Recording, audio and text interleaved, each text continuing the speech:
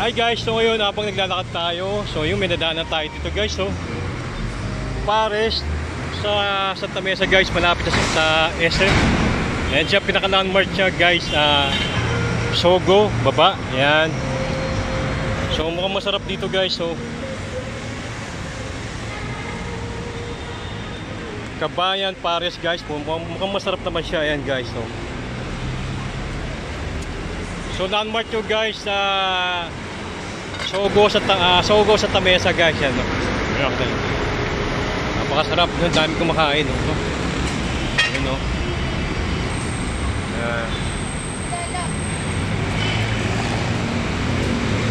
Ito nyo, diba guys? Ayan yung mga presyo nyo guys, no?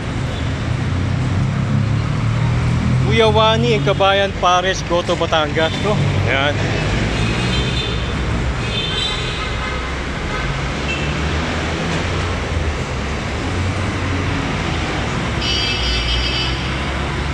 Tignan nyo guys, oh. Oh. Malaman siya guys, diba? Wow, sarap, no? Tapos yan, diba? Oh. Diba, ganyan yung ano. Ito yung nakita natin yan, no? Ito nyo, ayan. Mga nakababad, no? Sobrang daming laman guys, diba? Sobrang sarap, no? Ayun.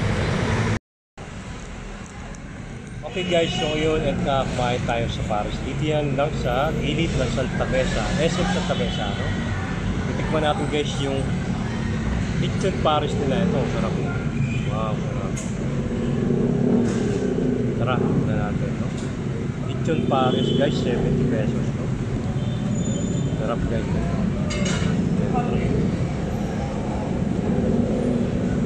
Lechon Pares, yan, sarap. Sarap, yan. Yan.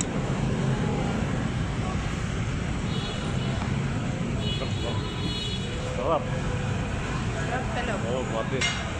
Sarap talaga. Talagang yung talagang nilalagyan ng lasa yung pagkain. Na malinis siya. Saka tignan mo, napakalinis na nga. Yung rice niya, parang fried rice nga, napakaganda. Yung ganda rin pagkakaluto. Yung malinis yung ano niya lang. Sarap.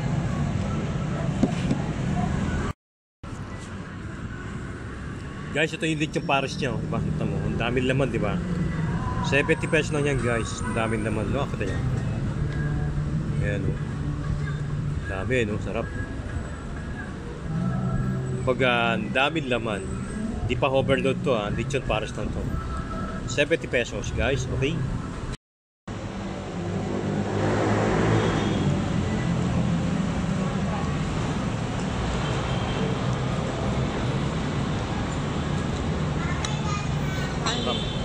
Linis.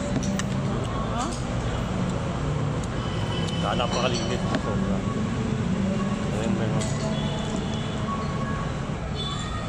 Sabi ng may-ari, baka daw to. Baka daw. Baka. Tama no? Ito po.